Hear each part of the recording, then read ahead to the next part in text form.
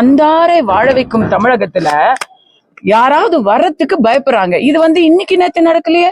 2023 பீகார் சட்டமன்றத்துல இத பத்தின பேச்சு வந்துச்சா? அப்ப இங்க நாம எல்லாரும் குதிச்சோமா, ஐயோ குய்யோ முறையோ அப்படின்னு ஸ்டாலின் அவர்கள் லெட்டர் எழுதி பீகார் வரைக்கும் ஆள் அனுப்பிச்சு அங்க அந்த பிரசாந்த் ஏதோ அந்த ஒரு நபரை கைதெல்லாம் செஞ்சாங்க, பேஸ்புக்ல பதிவு போட்டதுக்காக.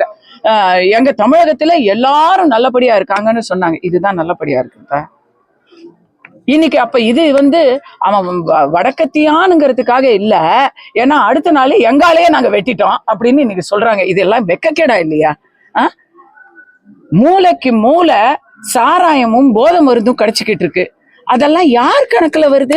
யாரு போலீஸுக்கும் சட்டம் ஒழுங்குக்கும் மினிஸ்டருங்க? இன்னைக்கு கேட்டா இரும்பு கரும், எந்த கொம்பனும் என்ன குறை சொல்ல முடியாதுன்னு சொல்றாங்க. உங்களுக்கு ஓட்டு போட்டவர்களே இன்னைக்கு 6ஆம் தேதி போராட்டம் அறிவிச்சிருக்கிறாங்க. எதுக்காக அறிவிச்சிருக்கிறாங்க? அதிக ஊதியத்துக்காகவா? இல்ல வேற ஏதாவது புதுசா ஏதாவது கோரிக்கையா? இல்ல, நீங்க கொடுத்த தேர்தல் வாக்குறுதி இதோ அடுத்த தேர்தல் வருது, எப்பதான் நிறைவேற்றுவீங்க அப்படின்ற ஒரு காரணத்துக்காக தான் நம்ம நிக்கிறாங்க. ஆசிரியர்கள், செவிலியர்கள், விவசாயிகள், தொழிற்சங்க ஊழியர்கள், டிரான்ஸ்போர்ட், ஏதாவது ஒரு டிபார்ட்மெண்ட் பேலன்ஸ் இருக்கா சொல்லுங்க?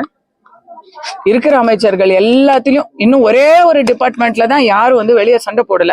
அது மது விலக்கு துறையில மட்டும்தான் இன்னும் வெளியே யாரும் சண்டை போடல. ஏன்னா அவங்களதான் போதையிலேயே வச்சிருக்கிறோமே நம்ம. இதெல்லாம் சேர்த்துத்தான் இந்த இதுக்காகத்தான். ஏன்னா இனிமே தமிழ்நாட்டை, ஒரு காலத்துல ரஜினி அவர்கள் சொன்னாரு தெரியுமா, தமிழ்நாட்டை கடவுளாலையும் காப்பாற்ற முடியாது அப்படின்னு. அவர் இன்னைக்கு என்ன சொல்லுவாருன்னு நான் கேட்க விரும்புறேன். கடவுள் மட்டும்தான், என் அப்பன் சுப்பிரமணிய சுவாமி மட்டும்தான் தமிழகத்துக்கு நல்ல ஒரு காலத்தை, எதிர்காலத்தை கொடுக்க முடியும். நான்லாம் வந்துட்டேன், அதான் நான் கோயிலுக்கு போறேன்.